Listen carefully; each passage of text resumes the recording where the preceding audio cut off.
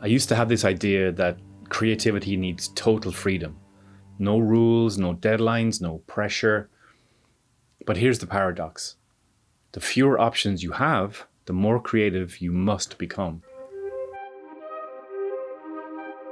Some of my most creative work happened under pressure. No time, no budget, no second takes. Some years ago, I wrote and edited the short film An Líne for TG4, the Irish language TV station. It was my first commissioned screenplay, and I couldn't be more thrilled to get this dystopian thriller made and broadcast nationwide.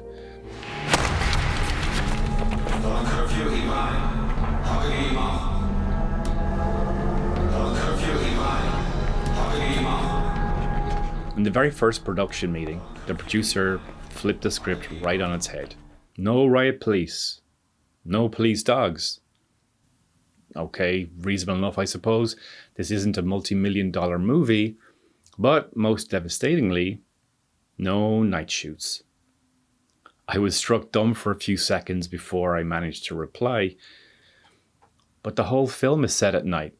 That's the script you commissioned.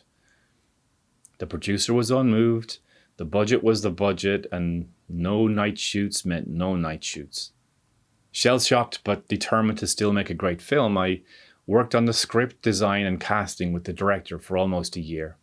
By the first day of production, the script was in great shape and the shoot was in very capable hands. But after all that work, would we be able to get it right?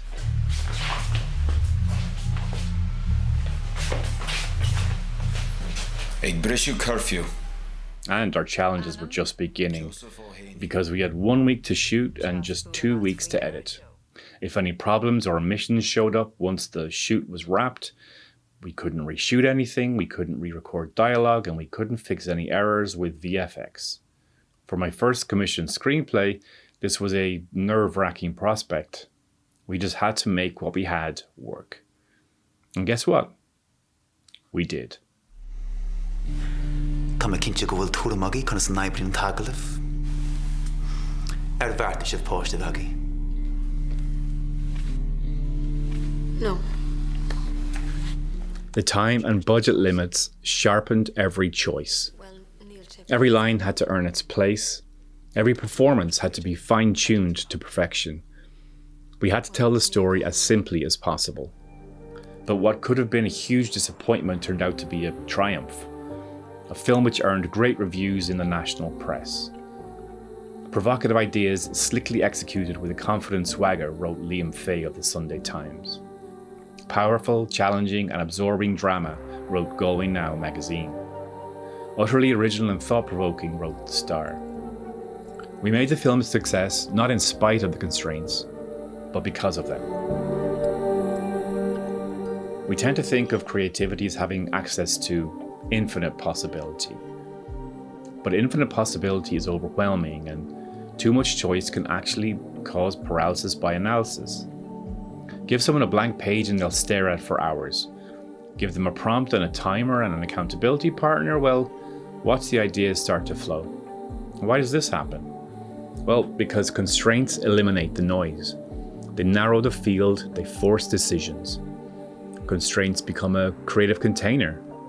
They draw form from the fog. Consider these examples. A haiku has only 17 syllables. A sonnet has 14 lines.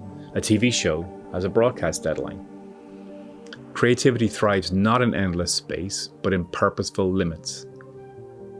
All music exists outside of scales, chords, and keys. These are just tools to help us shape our melodies. That tight deadline, that flimsy budget, that restrictive word count, well, they aren't obstacles, they're scaffolding. A support structure within whose boundaries you can build your masterpiece. So if you feel stuck creatively, don't wish for more freedom. Try narrowing the scope instead. Give yourself a rule, like write a story in exactly 100 words. Shoot a video with one location and natural light. Record a song using only 3 instruments. For example, I'm writing and shooting 12 of these videos in 4 days. You'll be surprised what emerges when your brain has to work inside a box. and still find a way to make it beautiful? What's a constraint that actually made you more creative? Deadline? Budget? Technical limitation? Tell me in the comments, I'd love to hear. And if this video strikes a nerve with you, please like, share, and subscribe. Okay, bye-bye.